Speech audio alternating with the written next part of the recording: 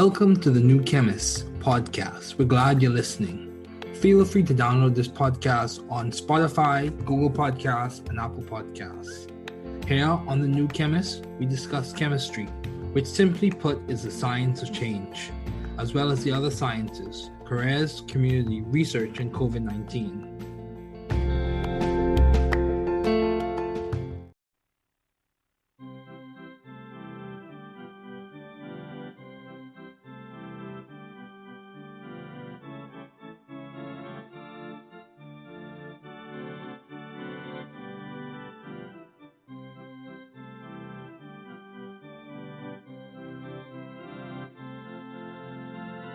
Good evening, students. It is so good, so exciting to have you in lecture today. It's definitely a privilege, an honor. It is a treat. Just want to remind everyone, you are not alone. This is an academic community. Remember to get help from university services if needed. Never give up. Never give up. Keep trying. We're here to help you be intelligent, successful, and responsible scientists. However, at the end of the day, you must be responsible, intelligent, and hardworking. I want to remind you, don't give up. It may be challenging, it may be hard. Find strategies, find resources, meet with people, network, do what you can. It's worth it. You are smart enough, you are good enough, you are worth the effort and the fight. Keep it up. So, today we're going to be going through a few advanced topics. I just want to give you a quick preview of some organic chemistry ideas. It's very valuable, very useful, and I think it'll be a good resource for you. This book was written by myself and reviewed by one of my good colleagues and friends, Vincent Miranda. So it's dedicated to the tens of people who have helped and inspired me, specifically my parents, Doctors Ferguson, my brother, attorney Ferguson, and my sister. It's definitely, and his wife as well, my brother's wife as well, and those teachers in university and high school who helped make science accessible to me. So let's just go over it. Organic chemistry is a subject that requires effort, focus, and skill. These foundations have been selected after guided review and observations as to what concepts facilitate and support a good understanding as the student progresses through this discipline in chemistry. These foundations, from the moiety to the metallics, highlight with conceptual focus key ideas, points, and memory aids to support your success in organic chemistry. Learning organic chemistry is similar to building a house. It takes time, skill, and persistent efforts. So let's begin.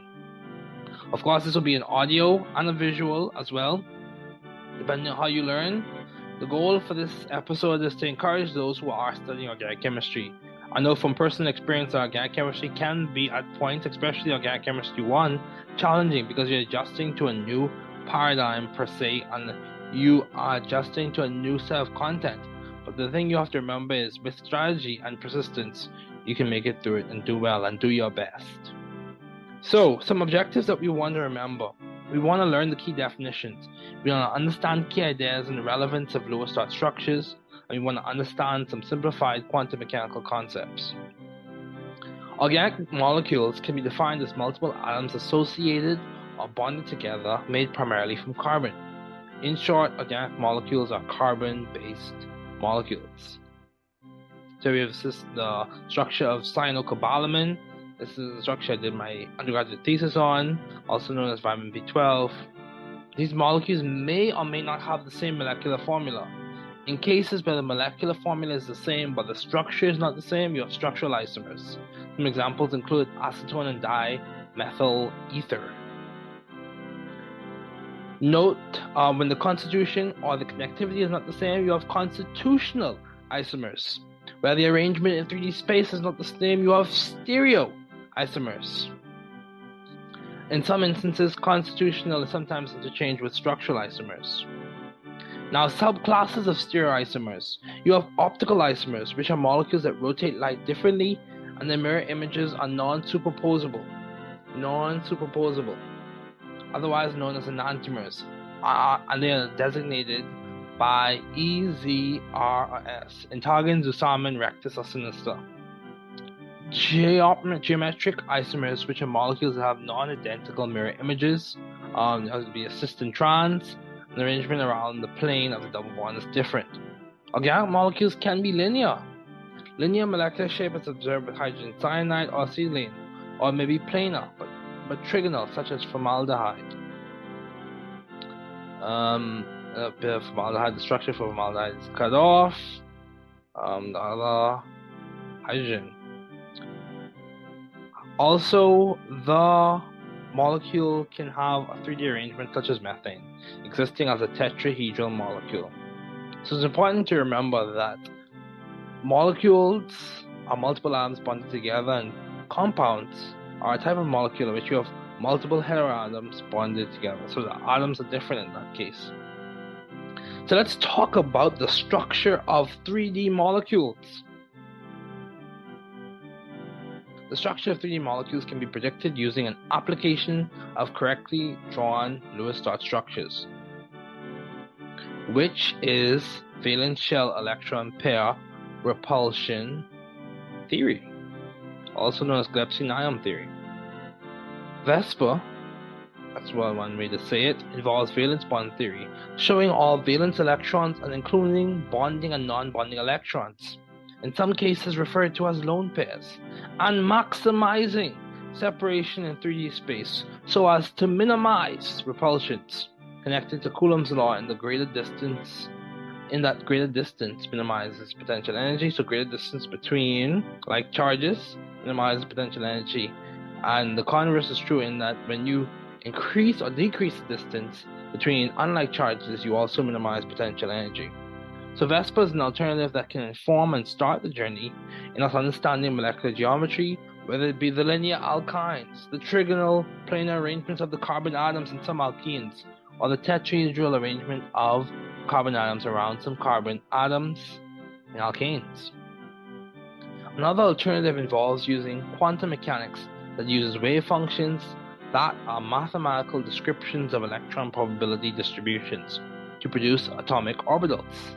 There are some limitations in this method as it pertains to accuracy, as with the previous method, VSEPR, considering the theoretical simplifications that I use.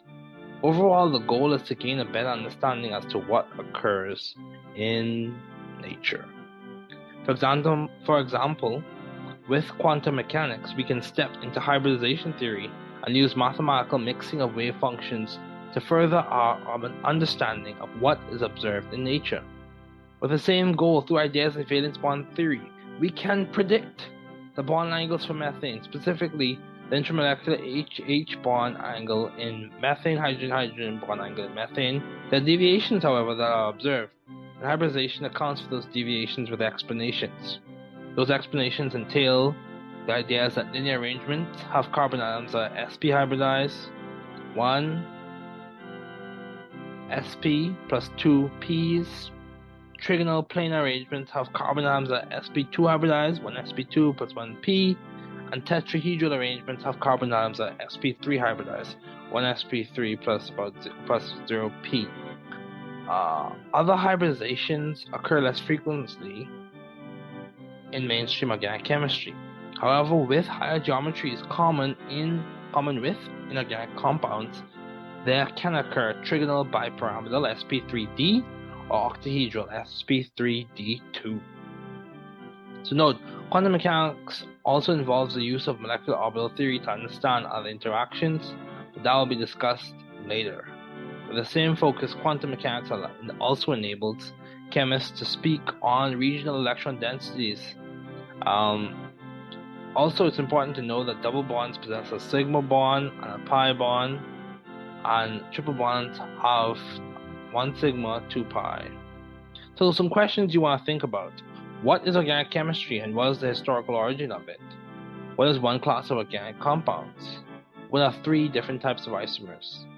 Explain the valence bond theory in general simple terms. What is one molecular example where valence bond theory does not accurately explain what occurs in molecules? What are the hybridization of carbon atoms in acetonitrile? What are the designations of sigma and pi for the bonds in acetonitrile? So let's keep going. We're going to have a quick break and then we're going to continue talking about functional groups and other ideas.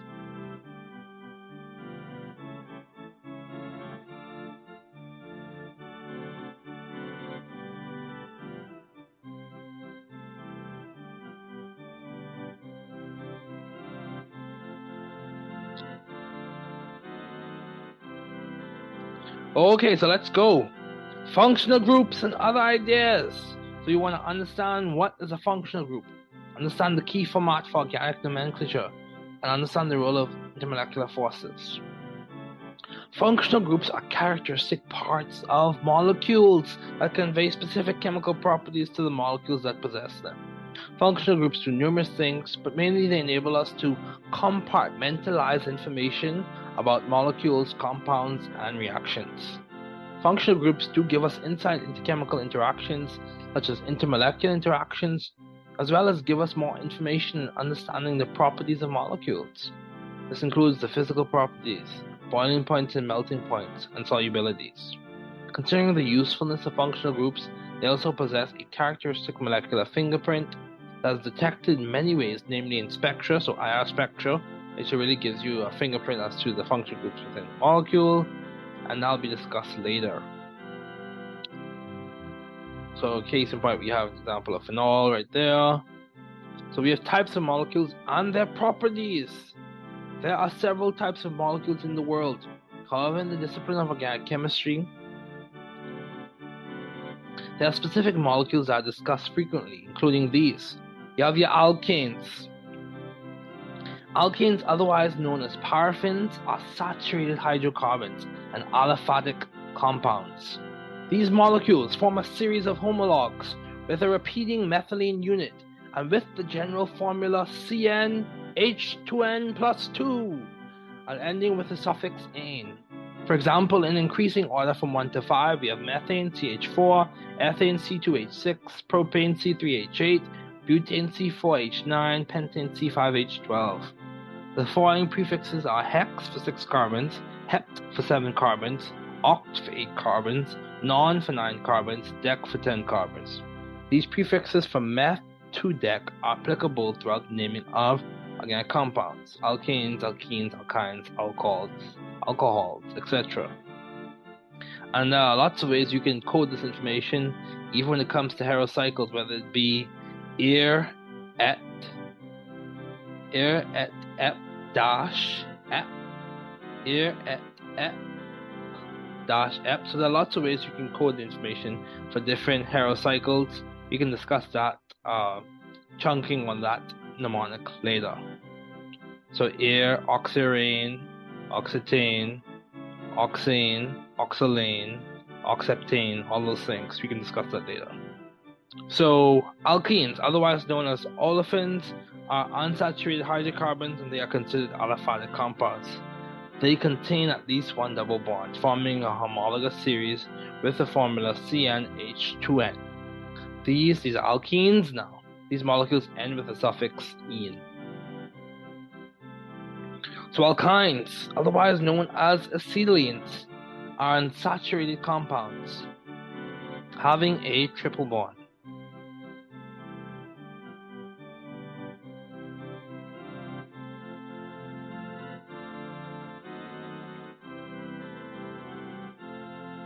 These molecules form a homologous series with a general formula CnH2n-2. These molecules end with the suffix -ine. There are several other molecules that form a homologous series within their groups, including carboxylic acids and aldehydes. You also have alcohols. Alcohols whose main functional group for identification is the hydroxyl group. It is notably priority in nomenclature practice. Exceptions include carboxylic acids according to the IUPAC. Alcohols contain one or more hydroxyls forming a homologous series, CnH2n plus 1 OH. Alcohols are aliphatic and typically end with the suffix -ol. So let's talk about intermolecular forces and other properties.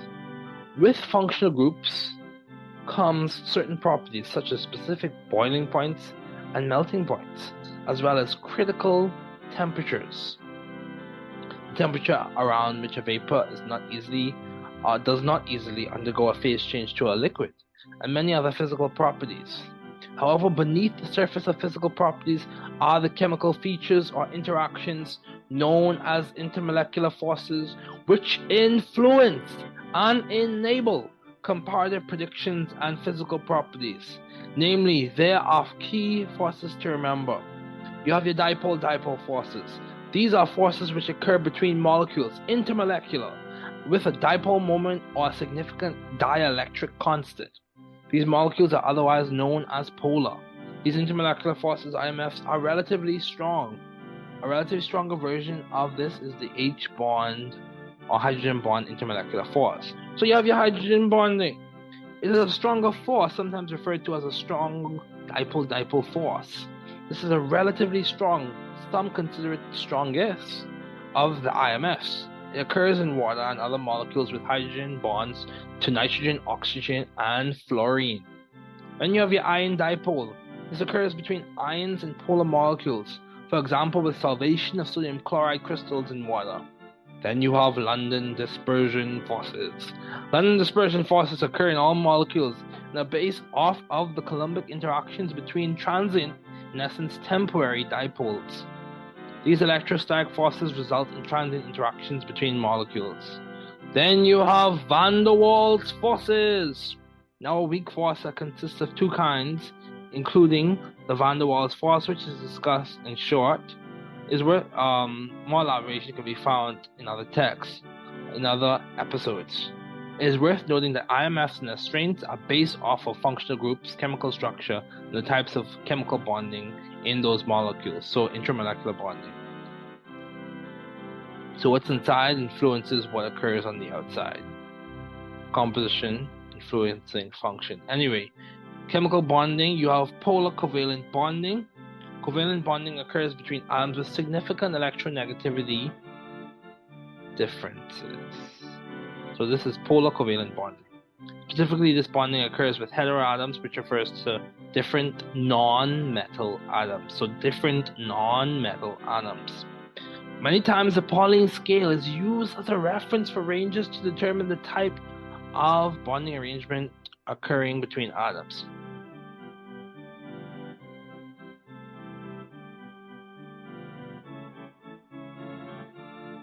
If bonding, though considered a theoretical construct, is viewed on a spectrum, polar covalent bonding would exist around the middle. Then we have covalent bonding. This is so non-polar covalent bonding. This is almost at the another end of the bonding spectrum, where there is less significant difference in electronegativity. So then you have ionic bonding. This is at the other end of the bonding spectrum. This occurs between metals and non-metals. For example, in sodium chloride, there's a large difference in electronegativity.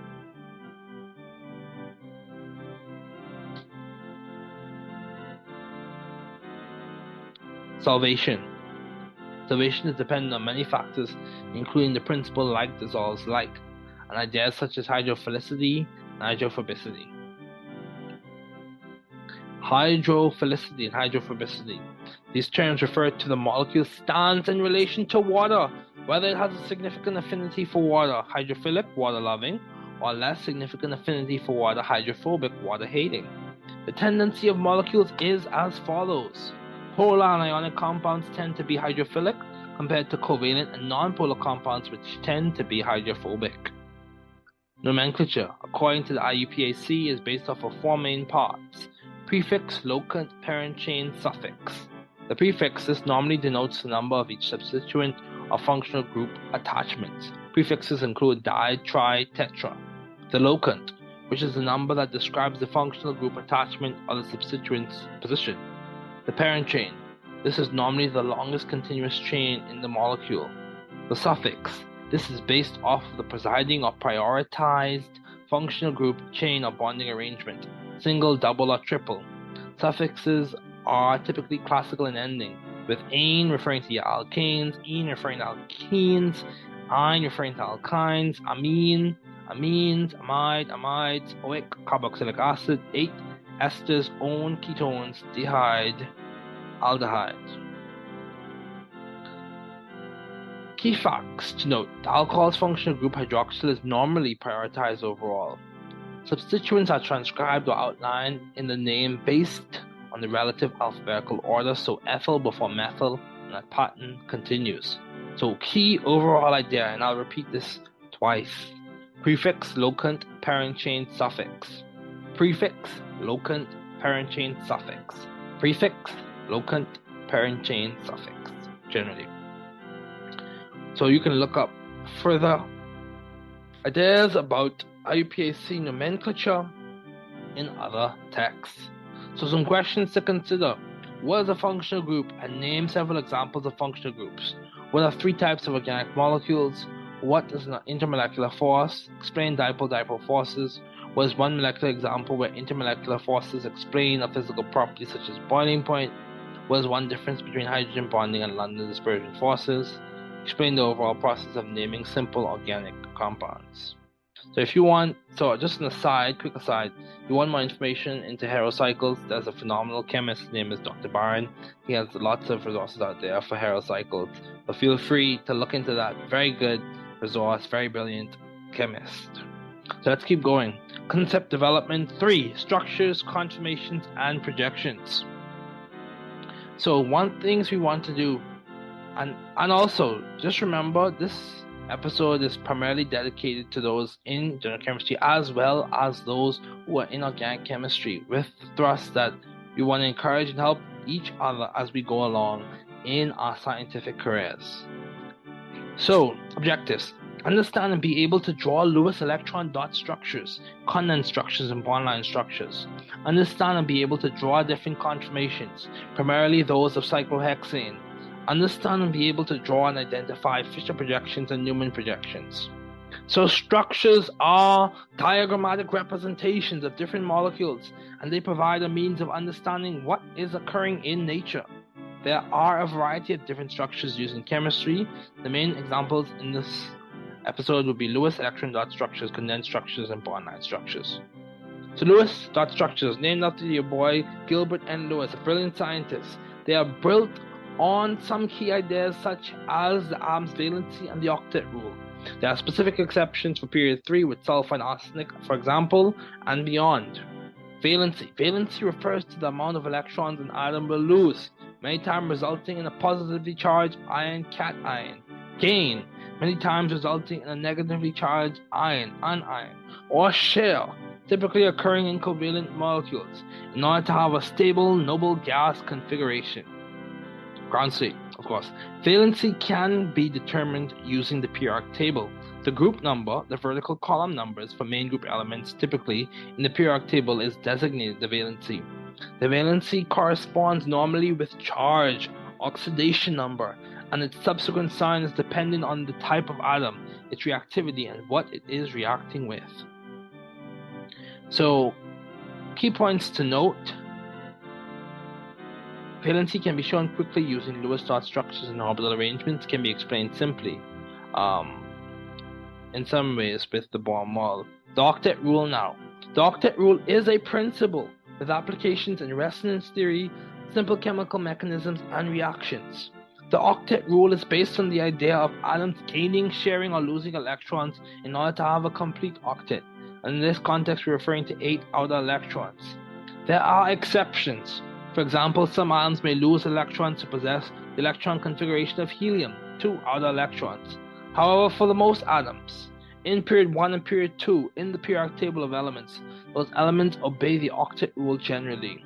This rule is helpful in predicting reactivity and explaining simply the rationale for certain chemical reactions.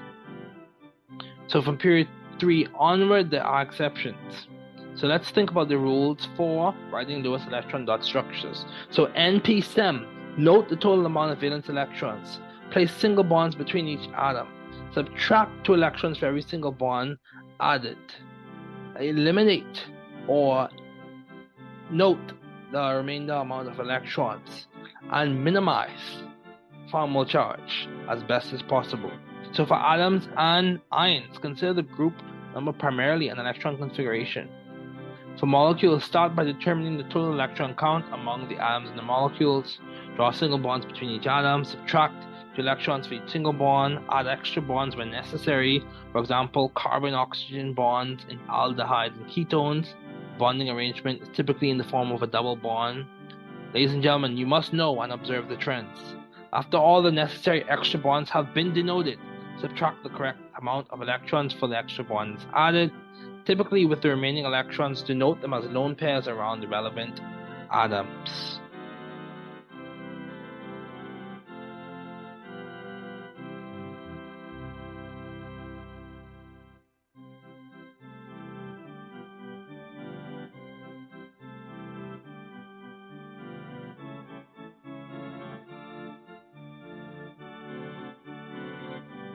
So let's keep going. Condensed structures. Condensed structures are important in the process of understanding what bond line structures represent and show. In condensed structures, all of the hydrogen bonds are attached to the carbon. For example, S2 bromobutane, you can see here. So bond line structures are the next step after condensed structures.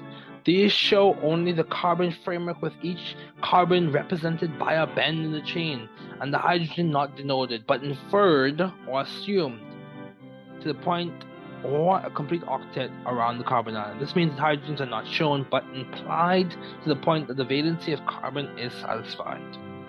For example, we see there, bond line structures are useful and efficient. They save time.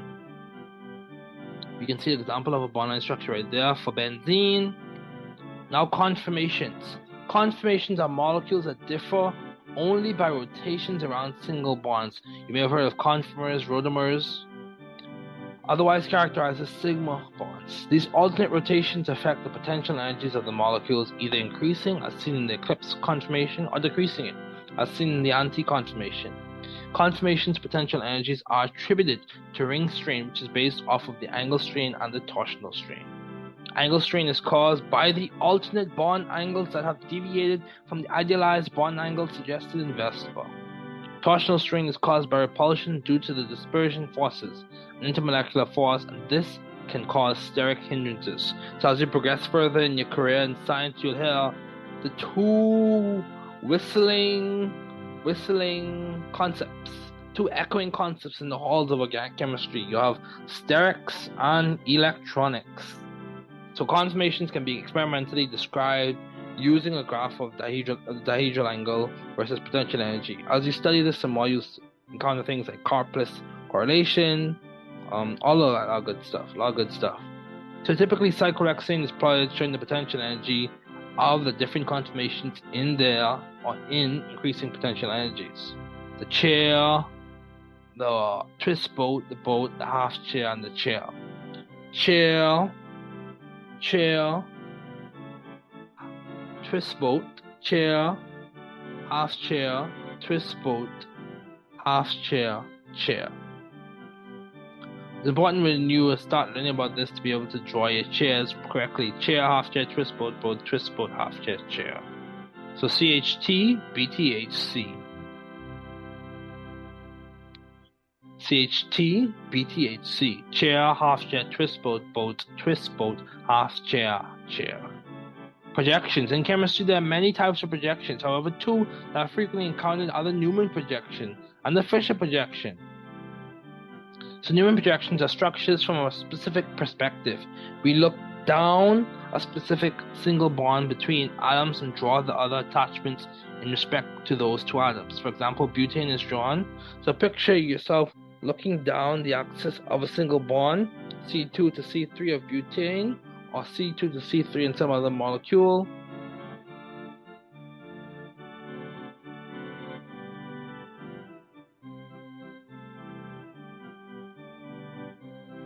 In order to draw the Newman projection. Here we see an example of a Newman projection. Then you have your Fisher projections. These are typically seen with your carbohydrates and your hexoses and all those other good stuff. They involve another representation from a different perspective. The molecule is drawn from top to bottom, normally with the anomeric carbon at a designated end.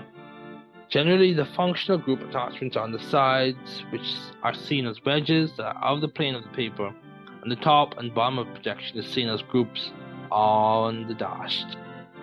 Another bond designation uses a squiggly line which represents a single bond out and behind the plane of the paper. So the projection is typically used with carbohydrates, especially simple carbohydrates.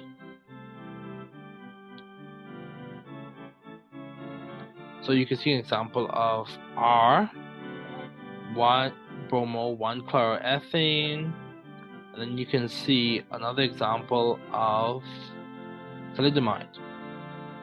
Plastic molecule, as is also discussed when we introduced the key ideas associated with stereochemistry and how important it is even when it comes to medicines and their use and effects in the human body. So let's talk about some questions. What is the lowest electron dot structure of oxygen? What are the key ideas for drawing lowest electron dot structures? Explain the concept of valency. Explain the octet rule. What is one exception to the octet rule? Draw the bond line structure of antizine. Explain the overall order of stability for cyclohexane conformations. Remember, we go chair, half chair, twist boat, chair, half chair, twist boat, boat, twist boat, half chair, chair. Chair, half chair, twist boat, boat, twist boat, half chair, chair. CHTBTHC. CHTBTHC. For those who need to know that. Okay, so let's talk about chirality and isomerism. You want to know key definitions. Definitions of words such as isomer, chiral, and conformers. Understand the concepts of stereoisomerism, chirality. Understand the Lebel-Van 't Hoff rule. So let's keep going. Isomers, as defined earlier, are molecules with the same molecular formula but different in structural arrangement, space, connectivity, or geometry around the bonding arrangement. All those differences aforementioned define a subclass of isomers, be it structural, so structural isomers, arrangement in space, stereoisomers, or connectivity, constitutional isomers. Each subclass has its own significance. Stereoisomers or spatial isomers are molecules with the same molecular formula but different three-dimensional spatial arrangements. A stereoisomer has a stereogenic center, which is a location in the molecule where the interchange of two groups in space results in a new stereoisomer. A subgroup of stereogenic centers is a chiral center, which typically refers to a stereogenic center with a sp3 hybridization or tetrahedral geometry. Every chiral center is a stereogenic center, but not every stereogenic center is a chiral center.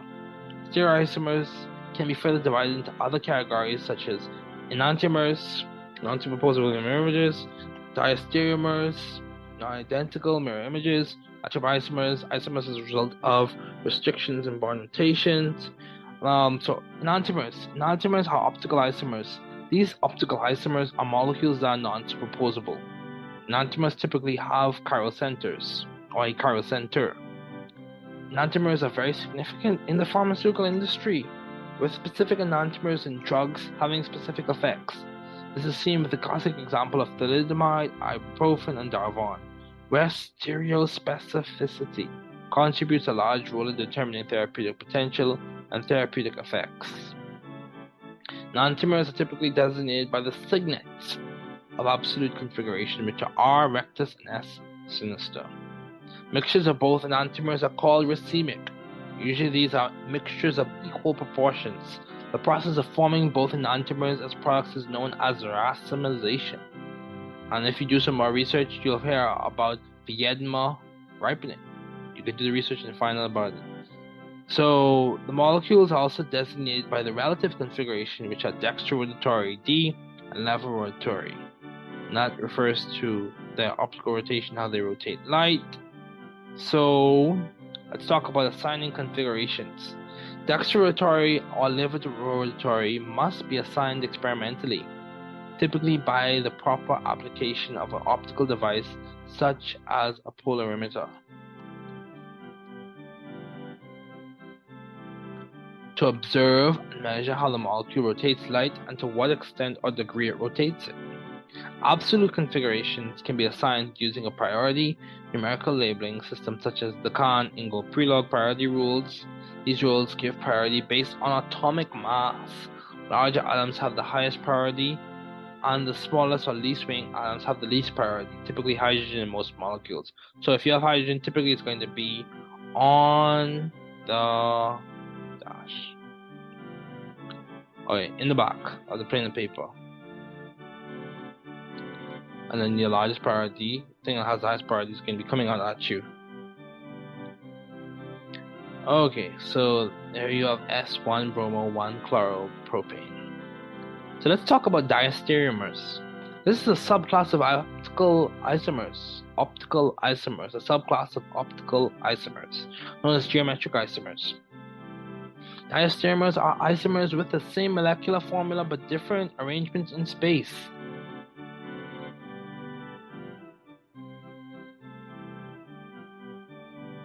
That results in non-identical mirror images. These can typically be identified by first assignment of the absolute configuration of the stereogenic centers, then comparison of the mirror images to determine whether they are identical or not. So that's a suggested way you can do it. Subclass of diastereomers are cis-trans isomers and conformers, which can further be divided into rotamers. So you have your easy isomerism and your cis-trans isomerism. As dexteratory and levorotatory is relative assignment for stereochemistry, so is cis and trans. Cis and trans isomerism allows for the denoting of the spatial arrangements based on like groups, for example, trans 1,2-dichloroethene or cis 1,2-dichloroethene. This relative system, cis or trans, can become obscure very quickly. So to provide a more meticulous system, the Kahn-Ingold pre-log priority rules are used to label the substituents on the double bond using antagon, E or opposite, and zusammen or same side. So antagon, E opposite, zusammen, same side. This system aforementioned provides more clarity with stereochemistry. As stated earlier, the Kahn-Ingold pre-log priority rules give the highest priority to the largest substituent or the substituent with the greatest atomic mass, and the following substituents are labeled with the numbers 2, 3, 4 based on atomic masses. So you number your substituents. Basically, you assign your priorities, you number your substituents. It's good to do this with your modeling kits, your modeling sets, and if you can't afford it, you can use gumdrops and toothpicks. And just make sure you use different colors for different types of atoms. But assign your priority, arrange it, visualize it in 3D space. You may have to build a model. And from there, you see 1, 2, 3, 4. Rectus, 1, 2, 3, 4, sinister. If it goes clockwise, if the substituents are ordered such that they go in a clockwise way, rectus. If they go or they're arranged such that they follow a anti-clockwise path or trajectory, we call it sinister. So conformers and rotamers. A conformer is an arrangement or conformation of a molecule based on a rotation of single bonds that resulted in a potential energy minimum. A classic example of a conformer is with cyclohexane, which you have different conformers represented in the graph below. A rotamer is just a conformation of a molecule that results from another rotation of a molecule's single bonds. And you have the anomers, automers, and isomer formed due to the geometric gradation found in certain atoms in specific molecules. Anomers are typically seen and described in carbohydrates where the designation of alpha or beta is used. Alpha D-glucopyranose, beta D-glucopyranose. And you have the epimers. An epimer, normally found in diastereomeric pairs, is a stereoisomer that differs in configuration at any point in the molecule where changing the position of the two substituents results in the formation of a new stereoisomer. Basically, an epimer is an isomer that differs in configuration at any stereogenic center. So Libel-Van 't Hoff rule. If there are n stereogenic centers with 4 different substituents attached, there are 2 to the n different stereoisomers possible. So if you have n stereogenic centers, there are 2 to the n different stereoisomers possible. Okay, so some questions to think about. What is an isomer?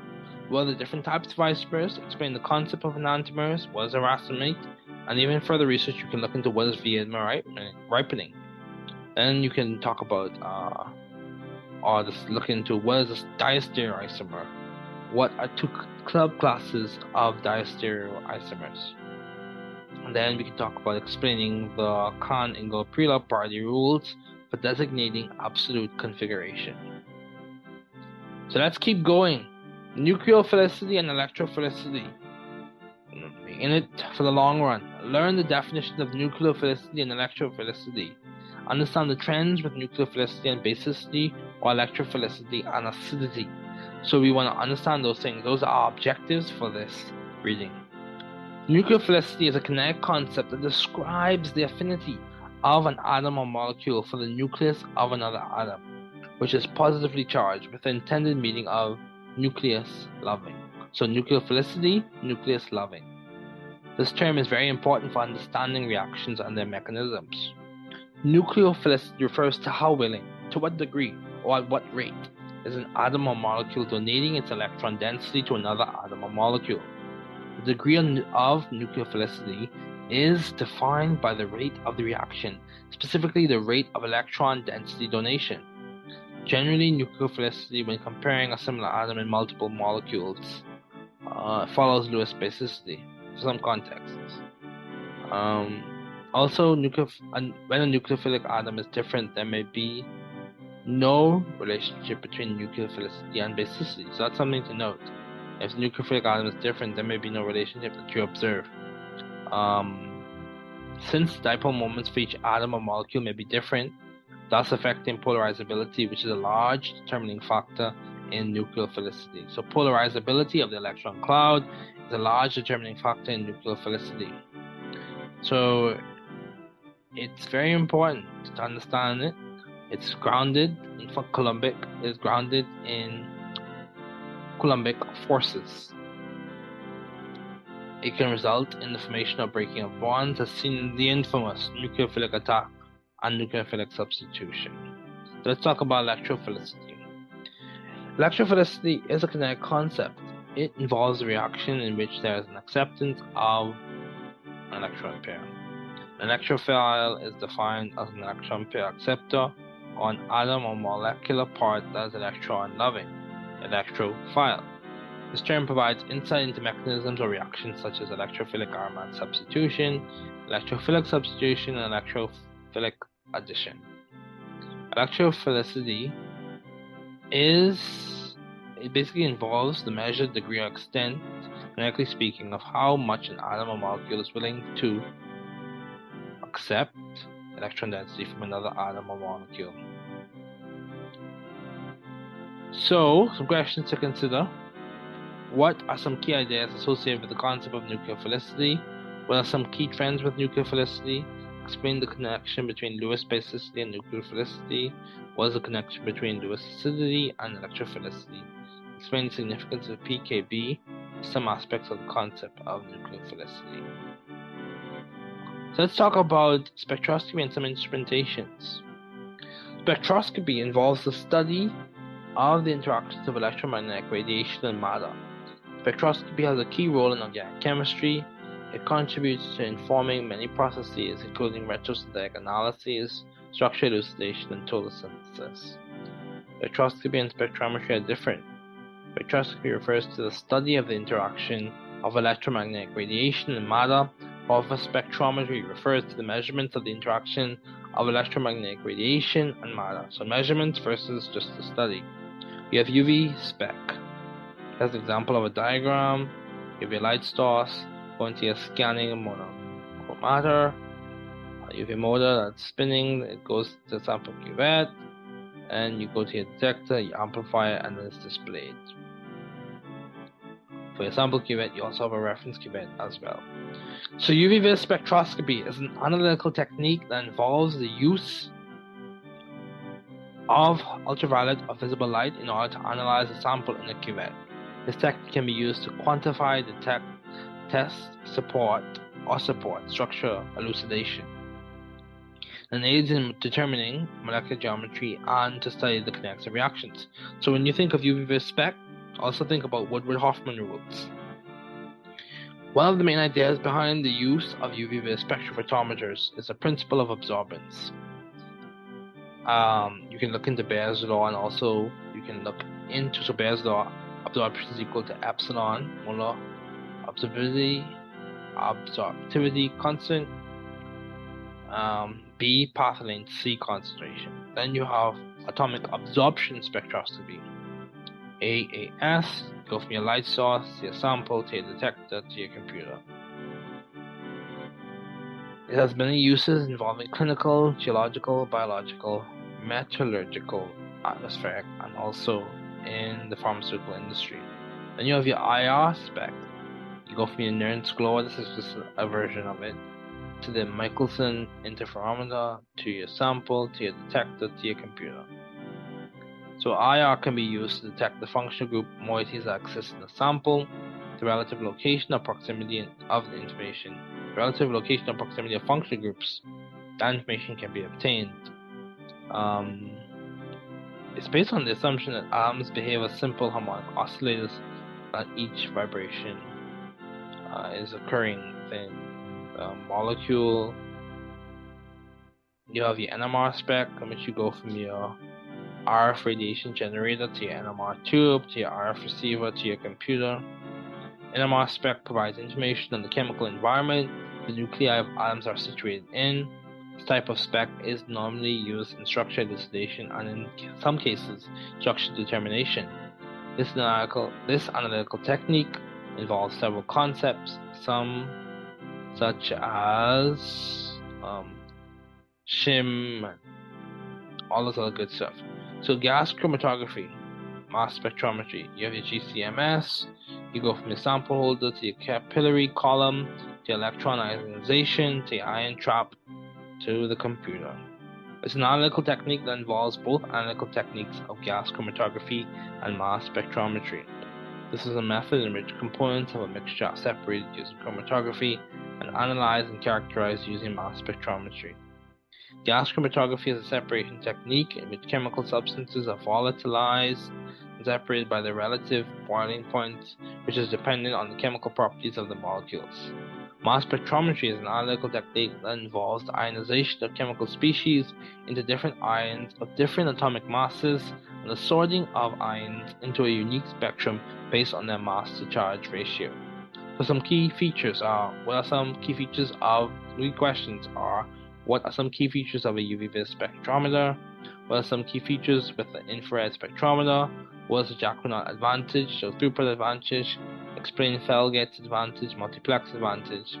Explain the differences between polar and non-polar compounds in the GCMS instrument.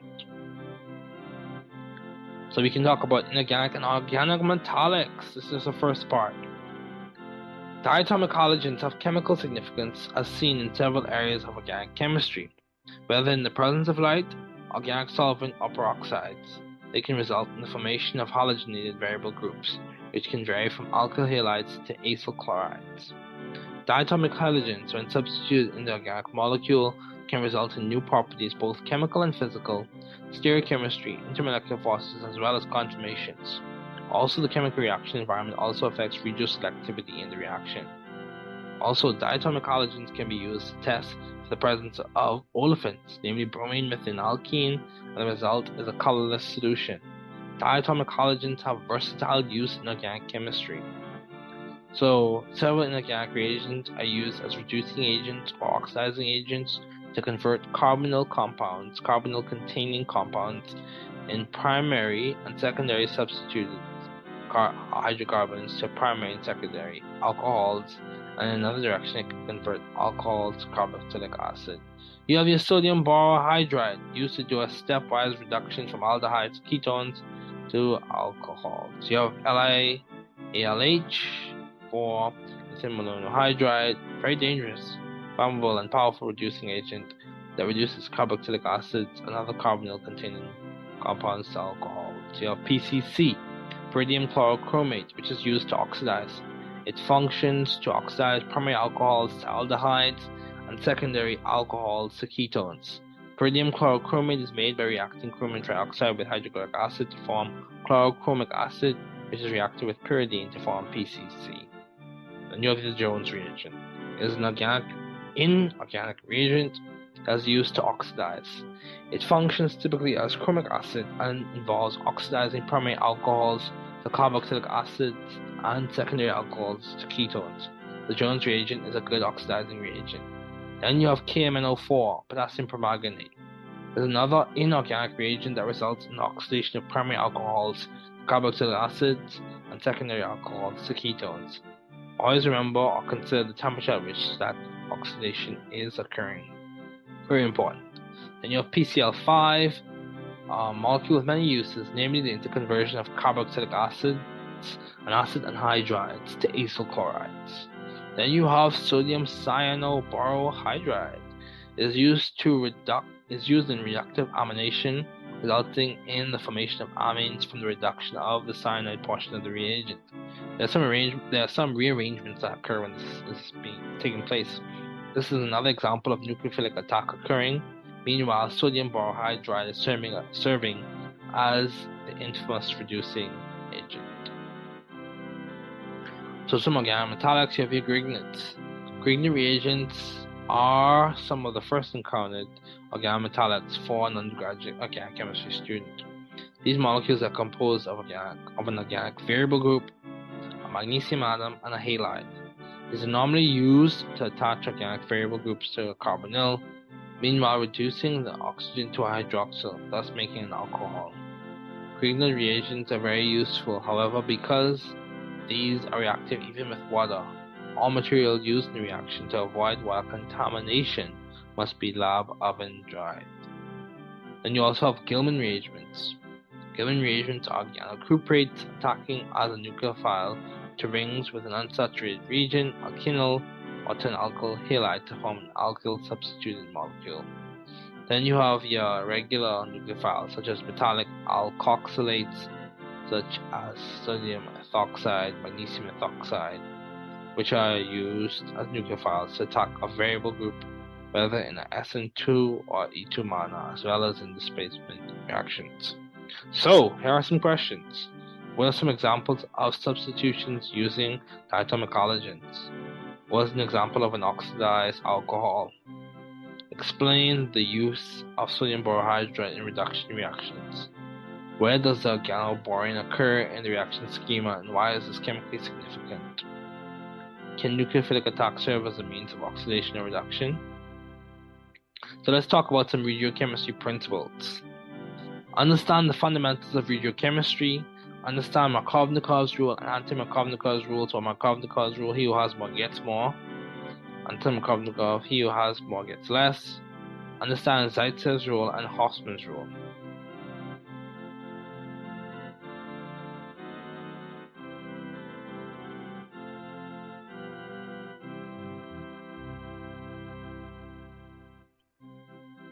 So let's keep going. This will be the last section that we go through today. More to come later on. So regiochemical principles regiochemistry comes from the Latin word regionum, meaning direction.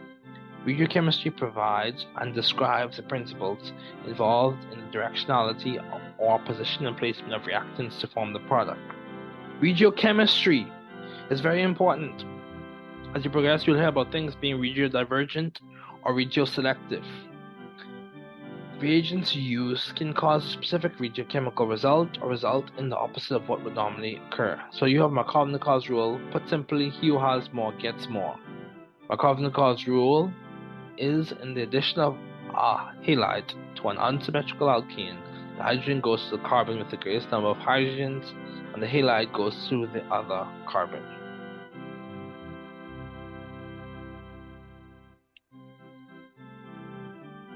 In another way, this rule states that the halide adds so as to form the more stable carbocation intermediate. Then you have your anti-Markovnikov, which is the reverse, he who has more gets less, in which the carbon with the greatest number of hydrogens does not receive the hydrogen but the most electrophilic portion of the molecule. For example, in hydroboration oxidation, in the presence of peroxides, the borohydride adds to the less substituted carbon of the hydrogen, and the hydrogen adds to the more substituted carbon. Keep in mind hydroboration oxidation, which this is done in the presence of peroxides. Or in this case, we're referring to it being done in the presence of peroxides. However, the stability comes about because the electron density shifts. This is one way to describe the mechanism. The electron density shifts to the electrophilic borohydride, resulting in it possessing a partially negative charge, the more substituted carbon possessing a partially positive charge. This is indeed stable due to the electron density during the incapacity of the alkyl group. In the discussions, we can talk about hyperconjugation. S character and the orbital overlap of the alkyl carbon. The alkyl group with the alkyl or electron-donated substituent provides stability. So, Zaitsev's rule. Zaitsev's rule is the directionality principle in which the more substituted alkene is favored through the use of a small base such as ethoxide. Zaitsev's rule is significant and aids in predicting products in elimination reactions. So Zaitsev's small base used to the more substituted alkene. So Zaitsev's small and more substituted. So Hoffman's rule. Hoffman's rule is another directionality principle. So T. Hoffman, in which the less substituted alkene is favored through the use of a huge or large base, such as tetroxide. Hoffman's rule is also very significant and aids in predicting elimination reactions. So the Hamann-Leffler postulate. In simpler terms, it's basically the view of the potential energy hill continues in some ways as you follow through the potential energy journey, or the product resembles a molecular arrangement of the transition state, or the step of the RCD, the reaction coordinate diagram, that's closest to the transition state in energy. Typically, the transition state will resemble that. So what does the word regiochemistry mean? Was an example of a reaction that follows Markovnikov's rule. Explain anti-Markovnikov's rule. What is Zaitsev's rule significant? Why is it significant in elimination reactions? Explain the significance of the Hamann-Leffler postulate. Why are regiochemistry rules helpful in studying mechanisms? So types of reactions. Let's just go through these. You have your addition, substitution, elimination, reduction, oxidation, and rearrangement. Addition, put simply, is like a traditionally synergistic relationship. The two parts become one. Two different molecules are added together. Addition can be driven by nucleophiles, nucleophilic addition, or electrophiles. This type of reaction normally occurs in regions of high electron density and bond order, which is seen in compounds with multiple bonds. You have your substitution. Substitution is by definition a type of chemical group replacement. This can be driven by nucleophiles or electrophiles, as well as it can involve alkyl halides or aromatic compounds, SN1s, SN2s, typically some of the first reactions encountered by an undergrad in OChem. Then you have eliminations. Eliminations involve the loss of a group of atoms from a molecule. This can result in the formation of an alkene or alkyne product. Elimination tends to result in a net increase of electron density for a particular molecule, which, if considered, makes sense, since the overall process of loss and gain of electron density is usually presented mechanistically. Then you also have reduction and oxidation. Classically paired process in which one atom or molecule gains electron density while another loses electron density, which is reduction and oxidation, respectively. So oil rig, oxidation, loss of electrons, addition of oxygen, removal of hydrogen, increase in oxidation state or number. And then glad, gaining of electrons. Reduction is glad, oxidation is Larry. Reduction, glad, gain of electrons, loss of oxygen, addition of hydrogen, decrease in oxidation state or number. So you have reduction occurs in organic reactions such as hydrogenation using uranium nickel or lithium hydride. Then you also have your rearrangements, which typically occur through your 1,2 methyl shifts or 1,3 methyl shifts or 1,2 hydride shifts or 1,3 hydride shifts. The thermodynamic basis and rationale for these rearrangements occurring is that they lead to a more stable carbocation as a transition state or reaction intermediate. Many times the arrangement results in positive charge being situated on higher substitute carbons. This is presented as secondary or tertiary carbons. There are other categories for mechanistic classification. Polar under basic conditions. Example is a nucleophilic substitution under basic conditions.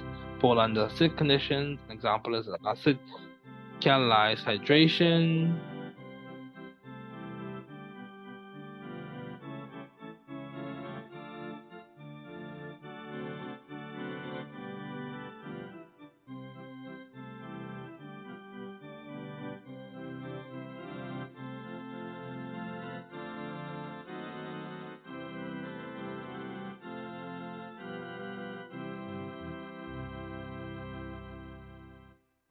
Heard about the background noise. You have paracyclic. An example is the 4+2 cycle addition.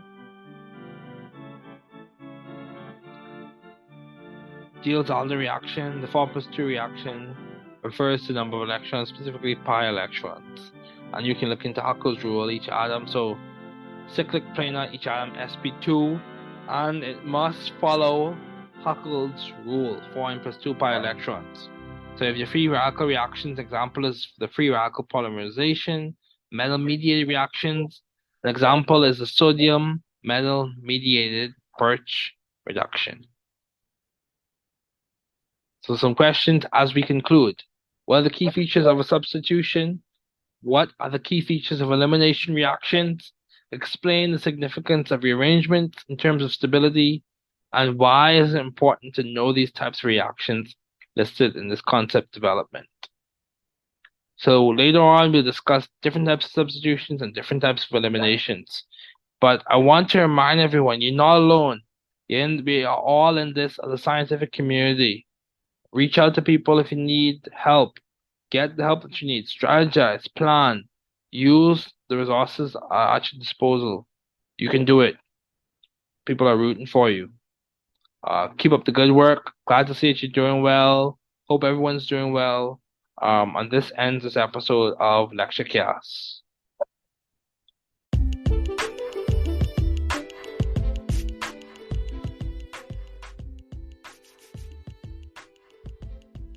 Uma adaptação de um conto de fadas, A Dança dos 12 Princesas. Era um tempo lá como um professor que tem 12 príncipes nomeados.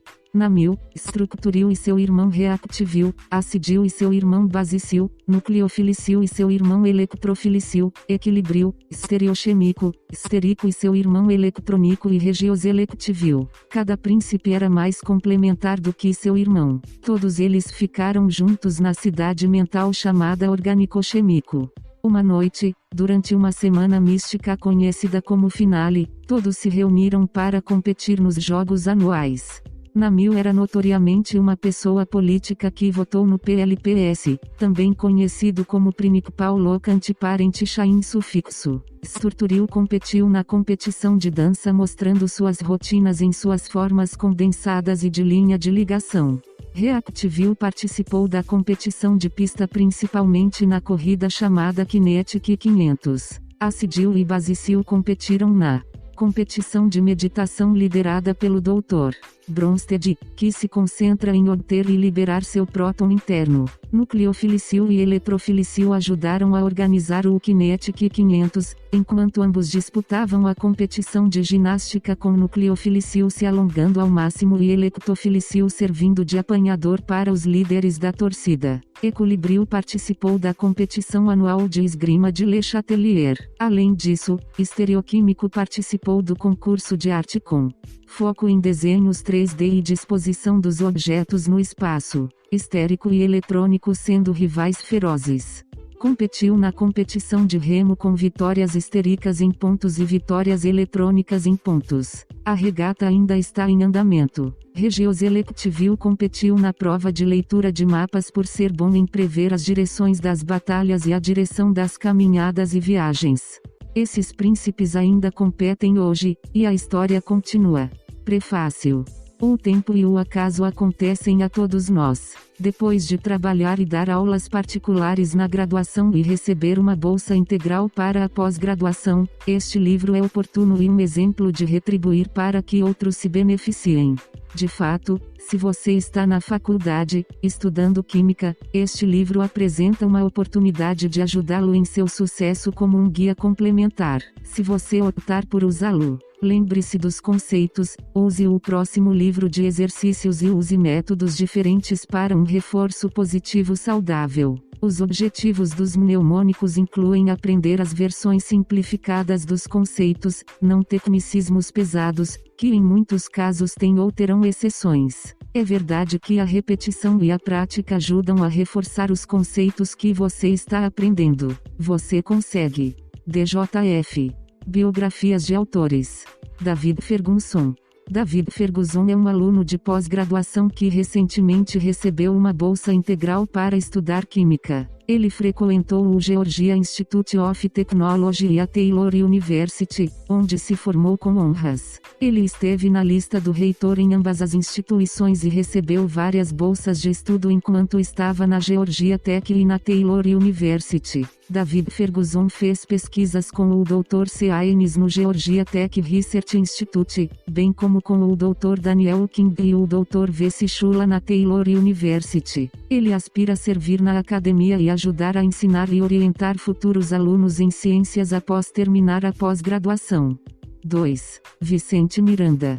Vincent Miranda é um estudante sênior de pré-medicina na Taylor University, trabalhando em um diploma de bacharel em bioquímica. Ele recebeu o prêmio de aluno mais destacado em química orgânica, bioquímica e química inorgânica na Taylor University. Ele também ajudou o Dr. Daniel Kaluka, PhD, em pesquisa de graduação sobre proteínas M em um parasita da malária, Plasmodium falciparum. Vincent é um jogador de basquete universitário da Taylor University e conquistou uma vaga na equipe acadêmica do Distrito 2 do NAIA em 2020. Depois de obter seu diploma de graduação, Vincent aspira a frequentar a Faculdade de Medicina e obter seu MD. Dedicação. Este livro é dedicado às dezenas de pessoas que me ajudaram e me inspiraram, especificamente meus pais, meu irmão, minha irmã e os professores da universidade e do ensino médio que ajudaram a tornar a ciência acessível para mim. O Novo Químico. Símbolo de copyright The New Chemists Publications 242, DJF. Seção 1. Fundações. A química orgânica é uma disciplina que exige esforço, foco e habilidade. Esses fundamentos foram selecionados após revisão guiada e observação de quais conceitos facilitam e dão suporte a um bom entendimento à medida que o aluno progride nesta disciplina de química. Esses fundamentos da metade aos metálicos destacam com foco conceitual, ideias-chave, pontos e auxiliares de memória para apoiar seu sucesso em química orgânica. Aprender química orgânica é semelhante a construir uma casa, requer tempo, habilidade e esforço persistente. Vamos começar. Desenvolvimento de conceito 1. Introdução. Objetivos. Aprenda as principais definições. Entenda as ideias-chave e a relevância das estruturas de ponto de Lewis. Entenda alguns conceitos simplificados da mecânica quântica. Moléculas orgânicas. Moléculas orgânicas podem ser definidas como múltiplos átomos associados ou ligados entre si, feitos principalmente de carbono. Em suma, as moléculas orgânicas são moléculas à base de carbono. Figura 1.1. Esta imagem mostra a estrutura da linha de ligação da cianocobalamina, também conhecida como vitamina.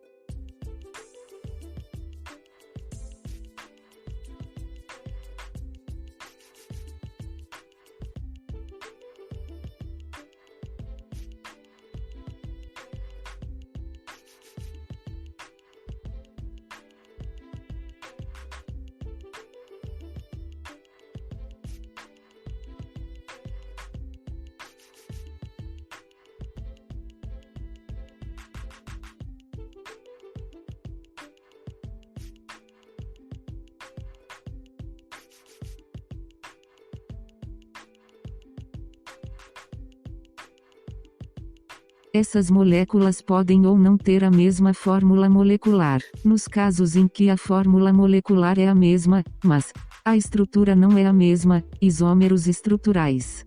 Alguns exemplos incluem acetona e dimetil-éter.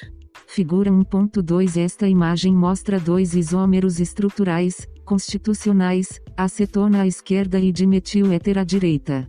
A constituição ou conectividade não é a mesma, isômeros constitucionais. Observe que os isômeros mencionados anteriormente, constitucionais, às vezes são trocados pelo termo estrutural. O arranjo no espaço 3D não é o mesmo, estereoisômeros. Figura 1.3. Esta imagem mostra um par de enantiômeros, da esquerda para a direita, S-1 bromo 1 cloro etano e R-1 bromo 1 cloro etano. Subclasses de estereoisômeros.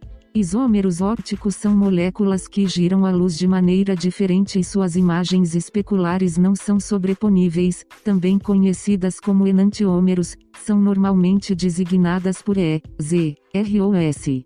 Isômeros geométricos que são moléculas que possuem imagens espelhadas não idênticas, e o arranjo ao redor do plano da ligação dupla é diferente, ou seja, cis ou trans. Moléculas orgânicas podem ser lineares. A forma molecular linear é observada em HCN, cianeto de hidrogênio, ou acetileno, C2H2, ou ainda pode ser planar, mas trigonal, como o formaldeído, que é trigonal planar. Figura 1.4. Esta figura mostra as estruturas das linhas de ligação, da esquerda para a direita, de cianeto de hidrogênio, acetileno e formaldeído. Além disso, a molécula pode ter um arranjo 3D, como o metano, existindo como uma molécula tetraédrica. Figura 1.5. Esta figura mostra as estruturas das linhas de ligação do metano e do formaldeído. Explicação esquemática de moléculas e compostos. Figura 1.6. Esta figura mostra as diferenças e relações entre moléculas e compostos. A estrutura das moléculas 3D. A estrutura de moléculas tridimensionais, 3D, pode ser prevista usando uma aplicação de estruturas de pontos de Lewis desenhadas corretamente, que é chamada de teoria de repulsão de pares de eletrônicos da camada de valência, VSEPR. O VSEPR envolve a teoria da ligação de valência, mostrando todos os elétrons de valência e incluindo elétrons ligantes e não ligantes, em alguns casos chamados de pares solitários, e maximizando a separação no espaço 3D para minimizar as repulsões. Conectado à lei de Coulomb em que uma distância maior minimiza o potencial distribuições de energia para cargas iguais. O VSEPR é uma alternativa que pode informar e iniciar a jornada na compreensão da geometria molecular, sejam os alcinos lineares, os arranjos trigonais planares dos átomos de carbono em alguns alcenos ou os arranjos tetraédricos dos átomos de carbono em torno de alguns átomos de carbono nos alcanos. Outra alternativa envolve o uso da mecânica quântica que usa funções de onda que são descrições matemáticas de distribuições de probabilidade de elétrons para produzir orbitais atômicos. Existem algumas limitações neste método no que diz respeito à precisão como no método anterior, VSEPR, considerando as simplificações teóricas que são utilizadas. Em geral, o objetivo é obter uma melhor compreensão sobre o que ocorre na natureza. Por exemplo, com a mecânica quântica, podemos entrar na teoria da hibridização e usar a mistura matemática de funções de onda para aprofundar nossa compreensão do que é observado na natureza. Com o mesmo objetivo, através de ideias da teoria de ligação de valência, podemos prever os ângulos de ligação do metano. Especificamente no ângulo de ligação HH intramolecular no metano, são observados desvios, e a hibridação é responsável por esses desvios com explicações. Essas explicações implicam: arranjos lineares têm átomos de carbono que são sp hibridizados, um sp mais duas páginas S. Arranjos planares trigonais têm átomos de carbono que são sp2 hibridizados, um sp2 mais uma página. Arranjos tetraédricos têm átomos de carbono que são sp3 hibridizados, um sp3 mais 0 páginas. Outras hibridações ocorrem com menos frequência, na química orgânica convencional. Porém, com geometrias superiores comuns a compostos inorgânicos, pode ocorrer bipiramidal trigonal, SP3D, ou octaédrica, SP3D2. Nota: a mecânica quântica também envolve o uso da teoria do orbital molecular para entender outras interações, mas isso será discutido no apêndice. Com o mesmo foco, a mecânica quântica também permite que os químicos falem sobre densidades eletrônicas regionais, como ao longo do eixo internuclear, ligação sigma, ou ao longo dos eixos perpendiculares x, y, z, ligações π. Essas ideias podem ser aplicadas a arranjos de ligação, como ligações sigma ocorrendo em ligações simples, bem como ligações duplas com ligações sigma e uma ligação π. Além disso, em ligações triplas, existe uma ligação sigma e 2 ligações π. Questões. Fácil. O que é química orgânica e qual a origem histórica dela? Dica: Friedrich Wöhler em 1828. O que é uma classe de compostos orgânicos? Quais são os 3 tipos diferentes de isômeros? Médio. Explique a teoria da ligação de valência em termos gerais simples. Qual é um exemplo molecular em que a teoria da ligação de valência não explica com precisão o que ocorre nas moléculas? Duro. Quais são as hibridizações dos átomos de carbono no acetonitrilo? Quais são as designações de sigma e π para as ligações no acetonitrilo? Desenvolvimento de conceito 2. Grupos funcionais e outras ideias. Objetivos. Entenda o que é um grupo funcional. Compreender o formato-chave para a nomenclatura orgânica. Compreender o papel das forças intermoleculares, IMFs.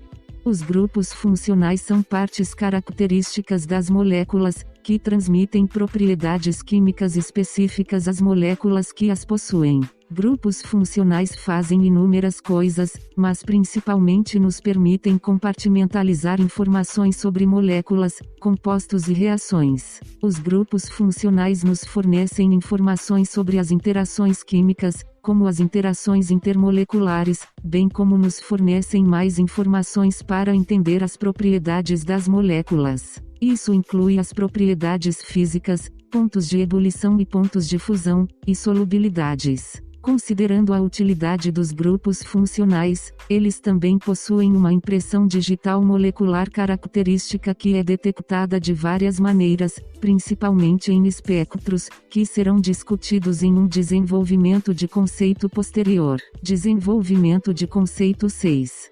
Figura 2.1. Essas moléculas listadas acima transmitem diferentes atributos químicos e propriedades físicas para a molécula que possui essas porções. Da esquerda para a direita: hidroxila, sulfuridrila e benzeno, primeira linha, carboxilato, fenol, tiofeno, segunda linha, e furano, última linha. Tipos de moléculas e suas propriedades. Existem vários tipos de moléculas no mundo. No entanto, na disciplina de química orgânica existem moléculas específicas que são discutidas com frequência, incluindo estas. Alcanos. Alcanos, também conhecidos como parafinas, são hidrocarbonetos saturados e compostos alifáticos. Essas moléculas formam uma série de homólogos com uma unidade repetitiva de metileno, CH2, e com a fórmula geral CnH2n+2, e, terminando com o sufixo -ane. Por exemplo, em ordem crescente de 1 a 5. Metano CH4. Etano C2H6. Propano C3H8. Butano C4H10. Pentano C5H.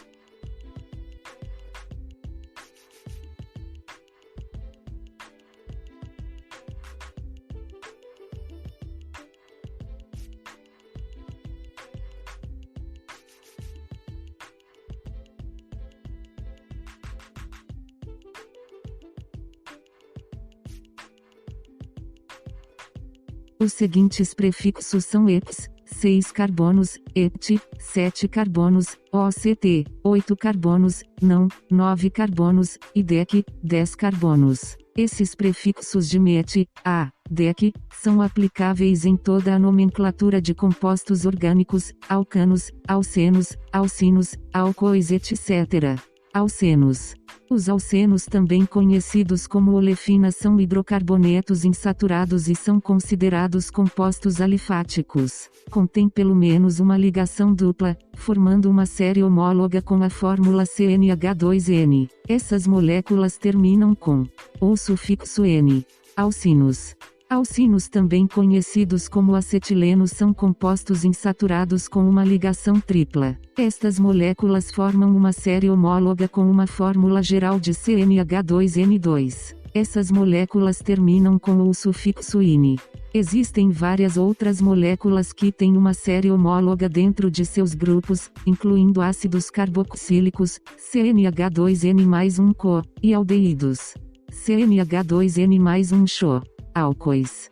Álcoois cujo principal grupo funcional para identificação é o grupo hidroxila ou é notadamente prioritário na prática de nomenclatura. Exceções incluem os ácidos carboxílicos, segundo a IUPAC. Os álcoois contêm uma ou mais hidroxilas formando uma série homóloga, CnH2n mais um ou. Álcoois são alifáticos e geralmente terminam com o sufixo ou. Forças intermoleculares e outras propriedades. Com os grupos funcionais vêm certas propriedades, como pontos de ebulição e pontos de fusão específicos, bem como temperaturas críticas, a temperatura em torno da qual um vapor não passa facilmente por uma mudança de fase para um líquido, e muitas outras propriedades físicas. No entanto, abaixo da superfície das propriedades físicas estão as características ou interações químicas conhecidas como forças intermoleculares que influenciam e permitem previsões comparativas e propriedades físicas. Ou seja, existem forças-chave a serem lembradas. Forças dipolo-dipolo. São forças que ocorrem entre moléculas, intermoleculares, com momento de dipolo ou constante de elétrica significativa. Essas moléculas também são conhecidas como polares. Essas forças intermoleculares, IMFs, são relativamente fortes. Uma versão relativamente mais forte dessa força é a força intermolecular da ligação H. Ligação de hidrogênio. A ligação de hidrogênio é uma força mais forte, às vezes chamada de forte força dipolo-dipolo. Este é um fator relativamente forte, alguns o consideram o mais forte, dos FMIs. Ocorre na água e outras moléculas com ligações de hidrogênio AN, ou OF, e com acento agudo ON dipolo. Isso ocorre entre íons e moléculas polares, por exemplo, com solvatação de cristais de cloreto de sódio em água. Forças de dispersão de Londres. As forças de dispersão de London ocorrem em todas as moléculas e são baseadas nas interações coulomбicas entre dipolos transitórios, em essência, temporários. Essas forças eletrostáticas resultam em interações transitórias entre as moléculas. Forças de Van der Waals. Agora, uma força mais fraca que consiste em dois tipos inclui a força de Van der Waals, que é discutida resumidamente aqui e mais detalhes podem ser encontrados em outros textos. Vale a pena notar que os IMFs e seus pontos fortes são baseados em grupos funcionais, estrutura química e tipos de ligações químicas nessas moléculas. Ligação química. Ligação covalente polar. A ligação covalente ocorre entre átomos com diferenças significativas de eletronegatividade. Especificamente, essa ligação ocorre com heteroátomos, que se refere a diferentes átomos não metálicos. Muitas vezes a escala de Pauling é usada como referência para intervalos para determinar o tipo de arranjo de ligação que ocorre entre os átomos. Se ligar. Embora considerado uma construção teórica em alguns casos, é visto em um espectro, a ligação covalente polar existiria no meio. Ligação covalente. Isso está quase no outro extremo do espectro de ligação, onde há uma diferença menos significativa na eletronegatividade. Iônico. Isso está na outra extremidade do espectro de ligação. Isso ocorre entre metais e não metais. Por exemplo, no cloreto de sódio, há uma grande diferença de eletronegatividade. Resolução. A solvatação depende de muitos fatores, incluindo o princípio semelhante dissolve semelhante e ideias como hidrofilicidade e hidrofobicidade. hidrofilicidade e hidrofobicidade. Esses termos referem-se à postura das moléculas em relação à água, se ela tem uma afinidade significativa com a água, hidrofílico, amante da água, ou uma afinidade menos significativa com a água, hidrofóbico, ódio da água. A tendência das moléculas é a seguinte: compostos polares e iônicos tendem a ser hidrofílicos, em comparação com compostos covalentes e apolares que tendem a ser hidrofóbicos. Nomenclatura. A nomenclatura de acordo com a IUPAC é baseada em 4 partes principais. O prefixo normalmente denota o número de cada substituinte ou anexo, S, de grupo funcional. Os prefixos incluem di, tri, tetra. O localizador, que é o número que descreve a ligação do grupo funcional ou a posição dos substituintes. 3. A cadeia principal, normalmente é a cadeia contínua mais longa da molécula.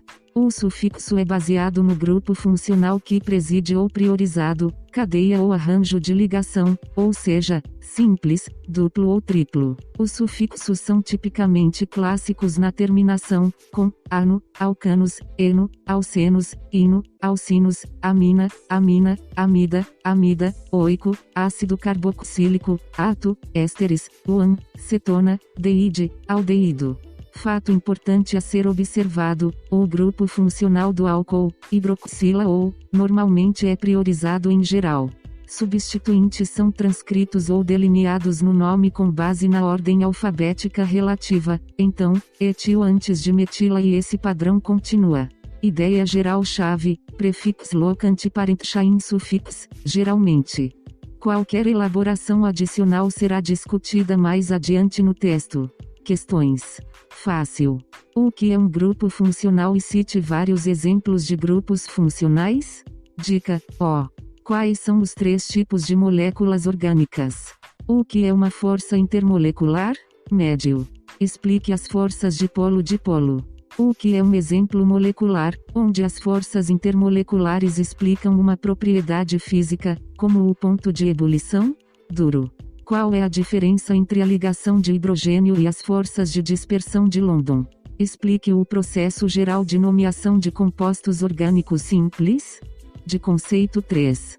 Estruturas, conformações e projeções. Objetivos.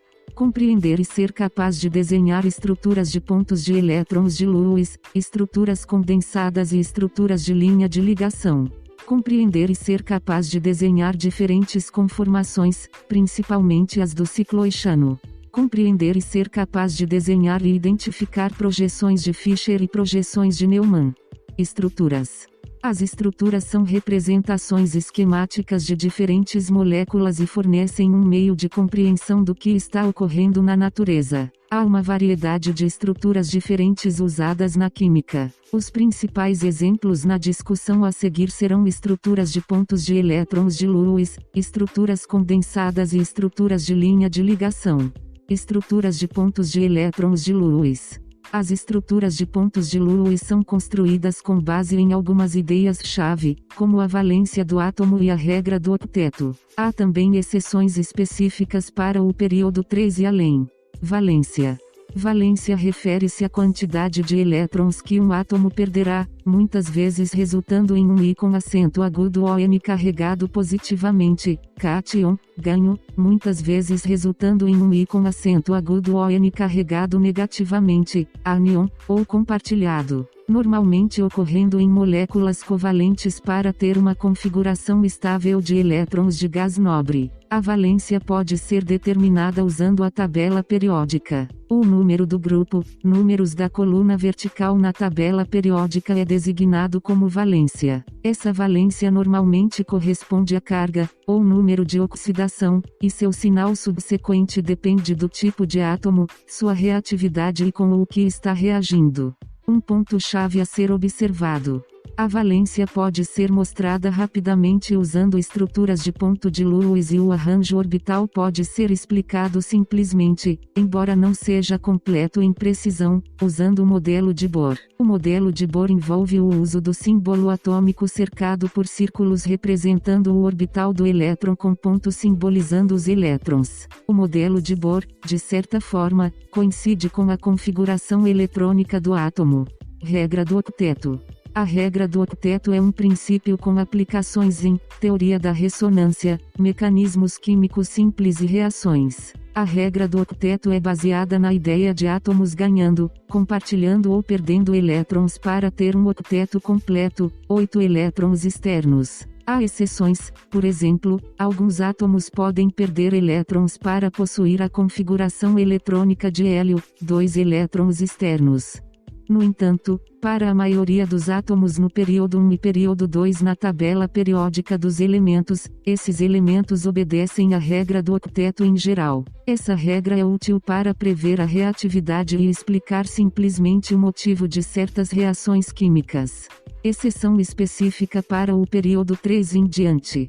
Dependendo do átomo, sua reatividade e com o que ele está reagindo, há exceções à regra do octeto. Por exemplo, com certos átomos metálicos como alumínio, Al, e outros, incluindo ferro, não metais como fósforo e selênio e gases nobres como xenônio. Existem muitas exceções, mas a regra ainda fornece uma estrutura para o desenvolvimento conceitual. Método para escrever estruturas de pontos de elétrons de Lewis. Para átomos e íons. Para átomos e íons, considere principalmente o número do grupo e a configuração eletrônica. Por exemplo, a estrutura de pontos de elétrons de Lewis do cloro ou do hidrogênio. Figura 3.1. A figura acima mostra as estruturas de pontos de elétrons de Lewis de um átomo de cloro e um átomo de hidrogênio, da esquerda para a direita, respectivamente. Para moléculas. Comece determinando a contagem total de elétrons entre os átomos da molécula. Em seguida, desenhe ligações simples entre cada átomo. Subtraia 2 elétrons, para cada ligação simples, do elétron total. Contar.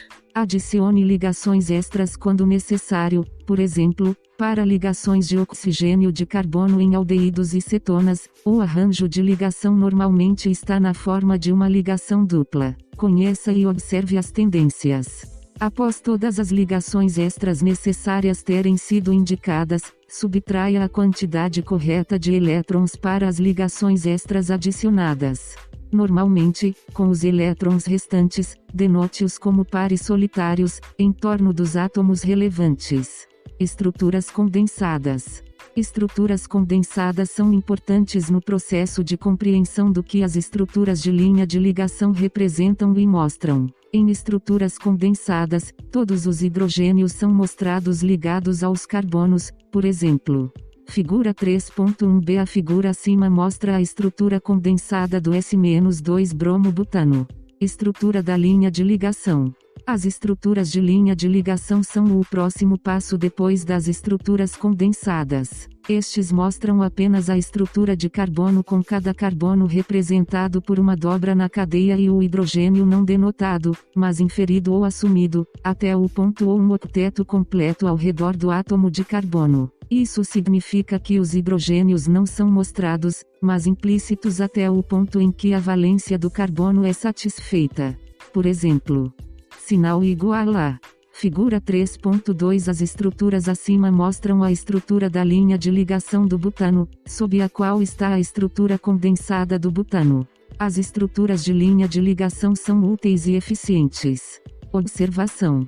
Na descoberta da estrutura do benzeno, ciclohexatrieno ou ciclohexatri 1,3,5-eno, August Kekulé determinou uma estrutura de uma molécula de anel de 6 carbonos com ligações simples e duplas alternadas. Esta estrutura, vista abaixo, é um bom ponto de ramificação de estruturas condensadas para estruturas de linha de ligação. Sinal igual a.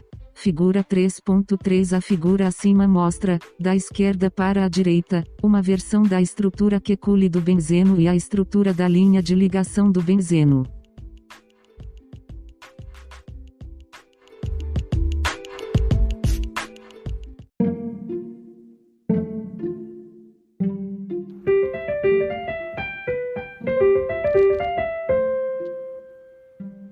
Thanks for listening. We're glad you were able to tune into this podcast. Once again, this is the New Chemist, where we discuss chemistry, which simply put is the science of change, as well as the other sciences, careers, community, research, and COVID-19. Thanks again for listening.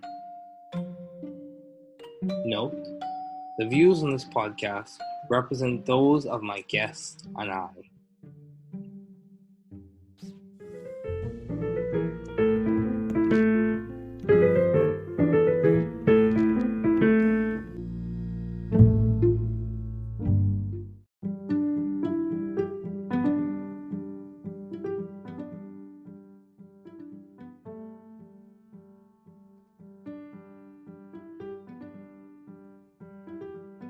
You are very important, especially to us here at the New Chemist podcasting group. You listening in is significant.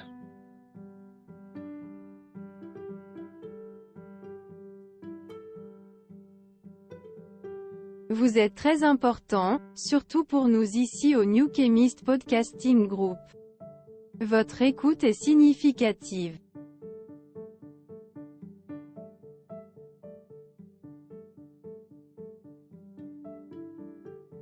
Usted es muy importante, especialmente para nosotros aquí en The New Chemist Podcasting Group. Usted escuchando, es significativo. Você é muito importante. Especialmente para nós do The New Chemist Podcasting Group. Você ouvindo, é significativo.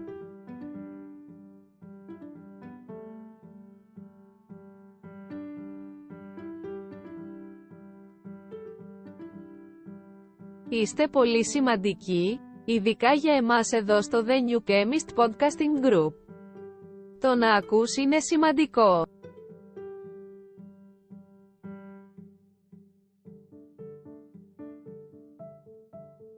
Sie sind sehr wichtig, besonders für uns hier bei The New Chemist Podcasting Group.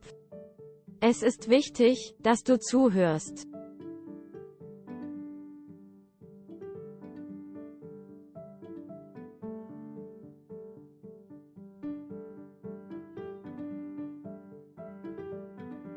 Je bent erg belangrijk, vooral voor ons hier bij The New Chemist Podcasting Group. Dat je meeluistert, is veelbetekenend. You are very important, especially to us here at the New Chemist Podcasting Group. You listening in is significant.